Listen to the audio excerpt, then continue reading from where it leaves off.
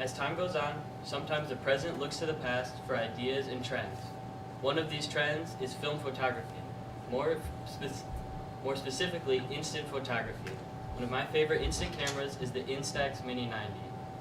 Without even using any of the settings, just having a simple understanding of the basics of what can affect your picture will get you a nice one. After mastering the basics, you can then move on to some of the simple settings, which are the light and dark mode, the macro and long distance mode, and the kids mode. Finally, after utilizing the simple settings, you can move on to some of the more advanced ones, such as the double exposure and long exposure. Today, I hope to demonstrate how to properly use an instant camera and its settings. Before moving on to any of the settings, you need to understand the basics of what can affect your picture. The first is exposure. Exposure is basically how much light the camera takes in. On the front of your camera, there's a shutter that will open up and let in, well, it's on the inside, but that's what lets in light to hit the image. If you overexpose your image, that means you're letting in too much light and the picture will be blown out and white and you won't be able to see anything. The same goes for if it's underexposed, meaning that the image is too dark. The next thing you should worry about is distance. Like with any camera, if the subject of your picture is too far away or too close, it will be blurry and you won't be able to make it out. You want to make sure that it is in the right focal range for your camera. The last basic you should understand is motion. The same goes with digital and film, but if the subject of your picture is moving too fast, it'll come out blurry and you won't be able to see what it is. After mastering the basics, you can then move on to the simple settings. The first is the light and dark modes. The light and dark modes take your image and make it lighter or darker depending on how much light is coming in. So, as you can see in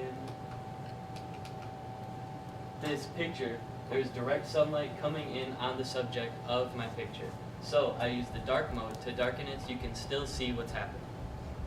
The next modes you can use are the macro or long distance modes. These focus things closer or farther away depending on how you need to. In this picture, I'm trying to focus in the far shoreline, so I've used the long distance mode to try and keep it in focus. The last is the kids mode, which basically means it's going to take a picture of any fast moving subjects, such as kids, pets, or just anything. In this picture, we have my brother's dog Fitz, who is currently jumping on me, and I've used the kids mode to make sure that he is not blurry and not just a streak in the picture. Finally, after utilizing some of the simple settings, you can use some of the more advanced settings. The first is the double exposure.